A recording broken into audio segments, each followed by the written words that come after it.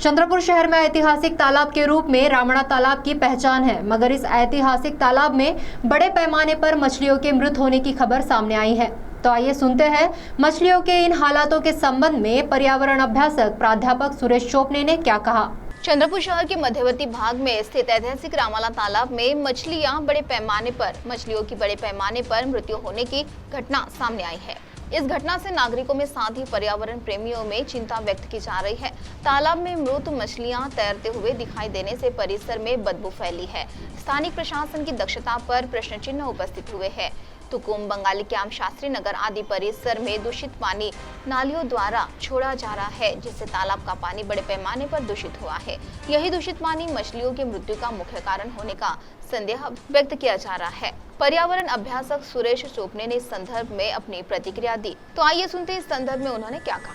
चंद्रपूर शहरातील रामणा तलाव हे गेल्या अनेक वर्षापासून एक सांडपाण्याचा तलाव म्हणून बनलेला आहे। कारण तुकुम परिसरातलं संपूर्ण पाणी आणि या तलावाच्या बाजूला राहणाऱ्या सर्व झोपडपट्ट्या याच्यामधलं सर्व जे सांडपाणी आहे, मल निस्सारण जे आहे आणि जे घाण पाणी आहे या तलावामध्ये येत असते।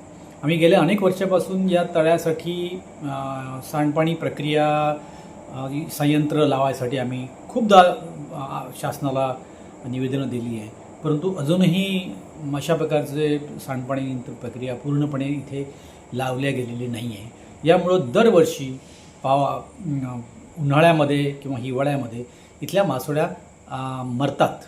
याचं कारण आहे की यामध्ये COD आणि BODचं जे प्रमाण समपान राहायला पाहिजे ते काही इथे राहत नाही आणि मासोळ्यांना लागणारं जे ऑक्सिजन आहे ते ऑक्सिजन इथे त्यांना मिळत नाही आणि त्याच्यामुळे मासोळ्या इथल्या मरतात। म्हणून आमची तातडीनं शासनाला विनंती आहे की एवढं मोठं नुकसान जे मासेमारांचं होतं ते शासनाने भरून द्यावं किंवा मग इथे अशा प्रकारची STP जी आहे ती STP यंत्रणा म्हणजे सिवेज ट्रीटमेंट प्लांट आहे तो इथे लावण्यात यावा। CTV के लिए प्रतिनिधि वैभव यारकर की रिपोर्ट।